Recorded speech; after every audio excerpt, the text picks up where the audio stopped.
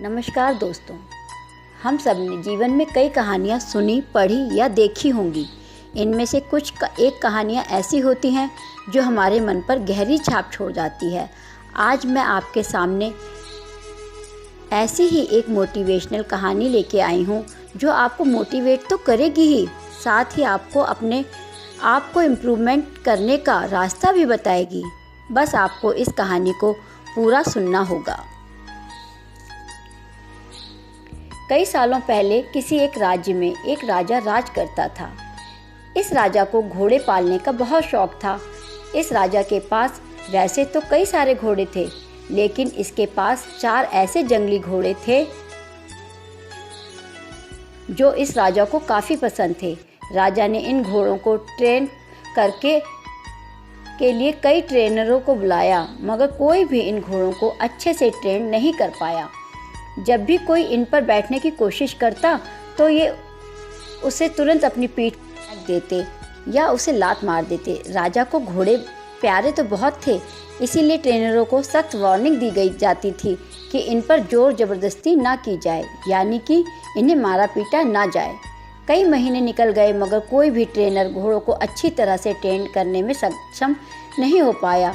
तब राजा ने अपने राज्य में ढिंढोरा पिटवाया कि जो भी व्यक्ति इन घोड़ों को अच्छे से ट्रेन करेगा उसे बहुत बड़ा इनाम दिया जाएगा।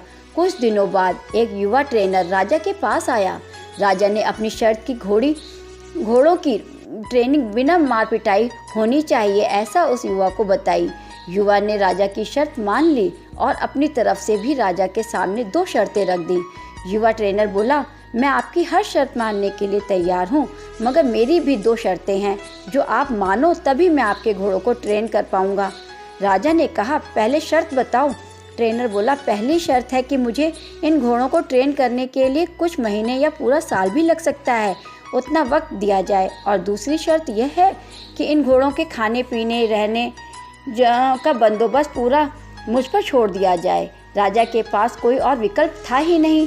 कोई भी ट्रेनर आज तक घोड़ों को ट्रेन करने में सफल नहीं हो पाया था, और अब तो नए ट्रेनर भी आने बंद हो गए थे। राजा ने युवा ट्रेनर की सारी शर्तें मान ली और घोड़े उसे सौंप दिए। युवा ट्रेनर अगले दिन से ही एक बड़े से बाड़े में इन घोड़ों को लेकर गया और वहां सबको खुला छोड़ दिया। ट्रेनर बाड़े के किनारे किनारे पर दौड़ने लगा। फिर दौड़ते दौड़ते थकने के बाद यह युवा ट्रेनर वही बाड़े में लेट गया। वहाँ से उठने के बाद उसने खुद ही घोड़ों को चारा खिलाया, पानी पिलाया। इन सब प्रक्रिया के दौरान उसने घोड़ों को नहीं बांधा था। अगले दिन भी ट्रेनर ने वही सारा काम दोहराया जो उसने पहले दिन किया था। यह काम उसका नित्य क्रम बन गया। वह घोड़ों के बाड़े में खुला छोड़ देता, उन्हें घास चराता और बाड़े के किनारे किनारे दौड़ाता रहता। धीरे धीरे चारों घोड़े भी उन ट्रेनर के पीछे पीछे दौड़ना शुरू कर दिए। घोड़ों को लगने लगा कि ट्रेनर उनका दोस्त है और उनसे प्यार करता है। सारे घोड़े ट्रेनर के साथ बहुत ही सहज महसूस करने लगे। कुछ महीने बीतने के बाद एक दिन राजा अपने घोड़ों की खबर लेने के लिए और यह देखने के लिए कि ट्रेनिंग कैसी चल रही है बाड़े में आया। राजा ये देख करके खुश हो गया कि सारे घोड़े ट्रेनर के पीछे पीछे दौड़ रहे हैं। राजा को अब यकीन हो गया कि यह ट्रेनर ही उनके घोड़ों को ट्रेन कर सकता है। राजा खुशी खुशी वहाँ से चला गया। देखते ही देखते 1 साल बीत गया। तब जाकर युवा ट्रेनर ने राजा को संदेशा भिजवाया कि घोड़े पूरी तरह से ट्रेंड हो चुके हैं, सो राजा एक बार आकर देख लो। राजा की हाजिरी में युवा ट्रेनर ने एक के बाद एक सभी घोड़ों की सवारी की और उन्हें मनचाही जगह पर ले जाकर के दिखाया। राजा यह देख करके बहुत खुश हो गया। राजा ने युवा ट्रेनर से पूछा कि मुझे यह बताओ कि तुमने यह कैसे किया। युवा ट्रेनर ने राजा को सारी बात समझाते हुए कहा, मैंने सबसे पहले इन घोड़ों को अपनापन महसूस कराया। इनके साथ रहकर मैंने इनको आज़ाद करके यह जताया कि मैं इनका दोस्त हूँ और मैं इनसे प्यार करता हूँ। फिर मैंने इनको खाना और पानी देकर उनके और करीब आने की कोशिश की और इनके साथ खेलकर इन्हें सिखाने की कोशिश की।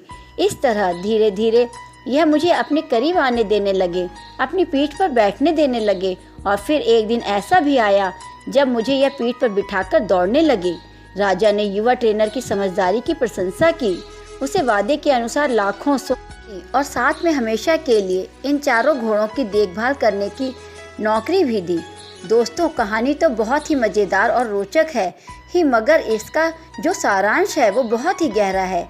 अगर मनुष्य के जीवन के साथ इन 4 घोड़ों की तुलना की जाए तो ये 4 घोड़े होंगे चिंता, गुस्सा, घमंड और लालच। और मनुष्य की बुद्धि को हम युवा ट्रेनर की तरह देख सकते हैं।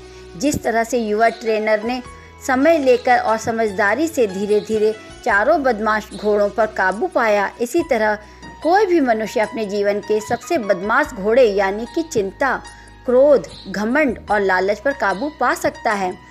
पहला अप्रशिक्षित घोड़ा जो कि चिंता है, हमारी बुद्धि को यह समझना होगा कि चिंता बुरी होती है और चिंतन फायदेमंद होता है। चिंता किसी भी समस्या का हल नहीं होता और चिंतन से हमें नए रास्ते जरूर दिखाई देते हैं। दूसरा उद्दंड घोड़ा है क्रोध। दोस्तों, कभी कभी जीवन में क्रोध करना आवश्यक होता है। कभी कभी ऐसी परिस्थितियां आती हैं जब आपका हक कोई मार रहा हो तो बेवजह आप पर जुर्म कर रहा हो, तब क्रोध करना कोई बुरी बात नहीं है। मगर क्रोध कब करना है, कैसे करना है और कितना करना है, किस पर करना है, इन सब की लगाम अपने हाथों में रखना बहुत ज़रूरी है। तीसरा उद्दंड घोड़ा है लालच। लालच ज्ञान पाने की हो सकती है, लालच अज्ञानता की हो तो बुरी है। लालच धन मेहनत से प्राप्त करने की हो तो अच्छी है। लालच बिना मेहनत के गलत तरीके से धन प्राप्त करने की हो तो बुरी है। चौथा और आखिरी उद्दंड घोड़ा है घमंड। मैं यह काम कर सकती हूँ, इसे गर्व से कहेंगे और सिर्फ मैं ही इस काम को कर सकता हूँ, तो ये घमंड होता है। बस यही सारे फ़र्क बुद्धि रूपी ट्रेनर ने इस उद्दंड घोड़ों को समझाना होगा। फिर आपके ये चारों बदमाश घोड़े भी देखिए कैसे कंट्रोल में आते हैं।